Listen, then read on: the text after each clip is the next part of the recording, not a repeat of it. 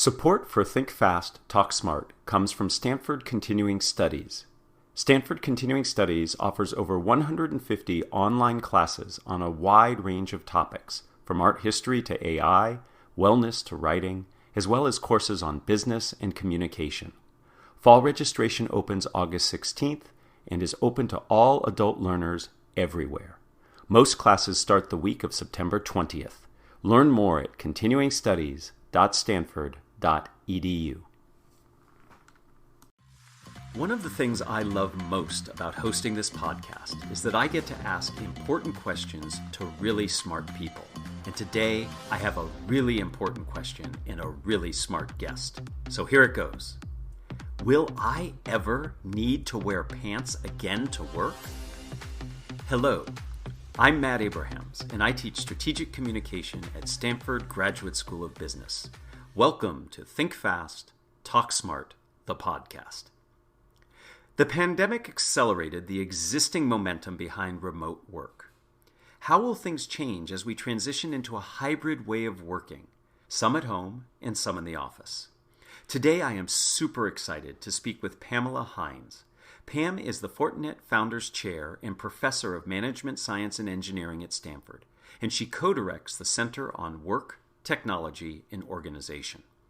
Pam's research looks at the effect of technology on teams, teamwork, and innovation by exploring issues of culture, language, identity, and conflict in promoting knowledge sharing and collaboration. Welcome, Pam. Thanks for being here. Oh, thank you. It's great to be here. Awesome. Let's go ahead and get started. You and others believe that the new normal of work will be hybrid. Can you explain what this looks like from your perspective, and what are some of the key tenets to successful hybrid work? Okay. Yeah, quite simply, hybrid means that some people will be working at home or in co-working centers, and others will be going into the office.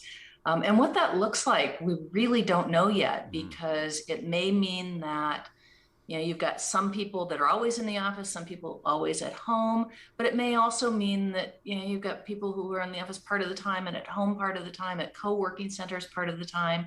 It's really unclear how it's all going to look. Yeah, and some of that, I think it's exciting. We've learned during the pandemic that people can be quite productive working at home, but it also sounds like a whole layer of management and logistics have to be put in place to make this work. Yeah, absolutely. And you're right. I mean, most of the evidence is that most people were as or more productive during this sheltering in place experiment that we've done globally. And people don't necessarily want to go back to the office. And I think that it's going to be a big recruiting issue for organizations if they don't offer the kind of flexibility that employees have become accustomed to. So I think you asked, what some of the key tenets are. I think flexibility is going to be key. Employees are going to expect flexibility. Organizations are going to need to sustain a higher level of flexibility with regard to when and where people work. And it's not just where, it's also going to be when. And I think another tenet is going to be experimentation. One of the things I think is really exciting about all this, and perhaps a little bit frightening, is nobody actually knows how to do it. It is not something that we've ever done before. And, I've studied a lot of globally distributed work and virtual teams and so forth. But hybrid work is not that. And it's not telecommuting, which we know a bit about, but it's something that is a mix of these multiple different modes of working. And I think organizations are going to need to do quite a bit of experimentation in order to figure out what works for their organization, for their employees, for their customers, for particular jobs, for particular classes of workers, and so forth. Yeah, so certainly a lot of flexibility and very specific, nuanced approaches that are going to be required to make hybrid work work. I'm curious, what advantages do you expect and what pitfalls do you foresee with this hybrid way of working? Yeah, I think the one of the advantages is just the flexibility. I think that employees have become accustomed to having more flexible lives over the last year plus. Although, of course, they couldn't go many places, so they didn't have that flexibility. But right. But they did have the flexibility to have dinner with their or lunch with their families, to go walk the dog in the middle of the day, to extend or shorten their workday as needed. So a lot of flexibility in terms of how they were actually working. And that, I think, as I said earlier, is going to matter for retention. There's a lot of evidence right now that employees are considering leaving organizations if they aren't going to have the kind of flexibility that they have come to enjoy over the time of the pandemic. There's also, of course, a number of pitfalls. One of the things that I worry the most about is that people who go into the office are going to have more benefits in a way than those who are not going into the office. They're going to have access to more information. They may have access to more mentoring, more access to the opportunity to connect with a broader set of individuals, to develop a stronger identification with the organization and so forth. And those are the kinds of things that happen when you are in a physical location that has all of those signals and symbols, and when you're with other people and have the opportunity to run into one another. And those that are working from home, it's going to be much tougher to keep them integrated. And it's been fine during the pandemic because everybody's been remote. And it's fine. There are these fully remote organizations, and it works fine for them too, because again, nobody's in the office. But once you have some in the office and some outside of the office, I think we're going to start to see some issues with equity and difficulties in people being able to stay connected and stay coordinated. So it's one big issue. And then another pitfall is just onboarding. I mean, one of the biggest issues that I'm hearing is that for new employees, people who are new to the organization or new to the profession, are having a much harder time figuring out how things get done and learning, because so much of the learning that takes place is being done at the side of another more experienced employee. It strikes me that a lot of what you're talking about goes back to what you said earlier around experimentation. People are going to have to get very creative because the variables are different when you're in the office, when you're at home, or when you're doing a little bit of both. And right. it might be that firms and the way they meet, et cetera, are going to have to really try different things to see how that works. And it's my hope that the leadership of these organizations is open to that experimentation, and that the employees are too, because this is new for everyone.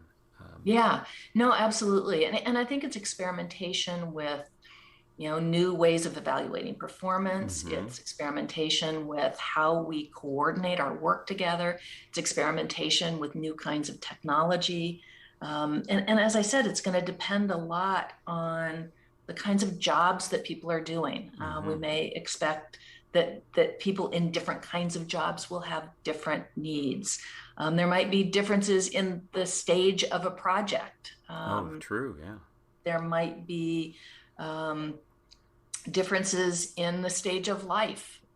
For people who have small children at home, they may want to work in a particular way, and then 5 years from now, they may want to work differently. So one of the things that I think is going to be fascinating is watching how we're able to sustain this level of flexibility and almost ambiguity in order to continually make the adjustments that are needed for the given organization, project, individuals, jobs, and so forth. Yeah, and it strikes me, people have different tolerances for ambiguity, for flexibility and creativity. And so it'll be interesting to see if people self-select for certain roles or projects or even companies based on how the organizations approach all of this. I'm not sure if you remember this, but I first met you 6 or 7 years ago when you were so kind to spend some time with me as I was initiating my GSB class on effective virtual communication. Who knew that that topic would become so important in just a few years? At the time, I was fixated on virtual tools and how to maximize their use, but you rightly reminded me that leadership and cultural acceptance are critically important. Can you share your current thoughts on the role of leadership and corporate culture in remote and virtual work? Yeah, absolutely. I think that in many ways, with hybrid work in particular, leadership is going to become much more complex. Leaders need to be able to communicate a vision and have that be understood across a wide variety of groups and locations. And that can be tough. If you've got an all hands meeting and everybody is in the same place and you communicate the vision and then you go back into the office and people are reinforcing that and you've got all kinds of symbols and so forth in the office space that reinforces that, it just is a little bit easier job than if you're trying to communicate the vision when many people are remote, and then trying to reinforce that vision again when you don't have the opportunity to talk with people face to face and have physical symbols in the environment. So I think that's going to be an opportunity for leaders to figure out ways to do a better job of conveying and reinforcing the culture of the organization and doing so in a way that is evenly distributed, if you will. And I think it's going to require that leaders be even better communicators than they had to be before, because communicating over some of these more lean, if you will, media can make it harder to rely on, what we've always relied on in the past, our physical presence, our charisma, and so forth. We need to, develop other ways of capturing people's attention and compelling and persuading people. I think you're exactly right. I think leaders are going to have to rethink the way they communicate in terms of frequency and what they communicate and how they do it. And I also think, based on what you said, that we have to re-envision what culture looks like. And maybe there are ways to package up parts of the culture and the mission and the vision that work better for remote, that work better in person or in a hybrid fashion. Just instead of thinking of culture and mission and vision as one big monolith, it might be that there are ways to package it differently depending on where the recipient is getting the information, if they're at home or if they're in the office. So I think that creativity and flexibility you mentioned earlier really will come to play. Before we end, I like to ask all of my guests the same 3 questions. I'm curious, are you willing to answer these questions? Yes. All right, then let's start. Question number 1. If you were to capture the best communication advice you ever received as a 5 to 7 word presentation slide title, what would it be? I think it would have to be, it's not about you, it's about them. Tell me a little bit more about that. Yeah, I learned that when I started teaching, because I got very, very anxious when I was teaching, and was just really had evaluation anxiety, was concerned about what they were thinking of me. Right. And at some point I thought, well, what would happen if I actually thought about them and thought about their learning experience and the value that they're getting from this? And it completely changed the way that I showed up, in front of an audience, because, there's no reason to be anxious if I'm thinking about them and the value that they are getting out of the talk or the class. So I just, for me, that is a really powerful way to, I think, do a much better job of communicating, Right. And enjoy it far more. I love that. Much more fulfilling that way. Right. So being audience centric not only takes pressure off of you, but it allows you to focus and be present, and ultimately helps you to improve the experience for you and for the audience, which is fantastic. Yep. So number 2, who is a communicator that you admire and why? Yeah. So the person that comes to mind is John Chambers. Mm-hmm. The former CEO of Cisco Systems. Yes. And, I think I've always just been so impressed with the way that he communicates. And I think it's in part because it just seems as though he is so authentic. Mm-hmm. I don't get the sense that he is,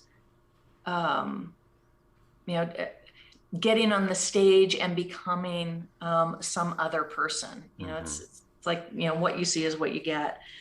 He's also very clear mm-hmm. in his communication.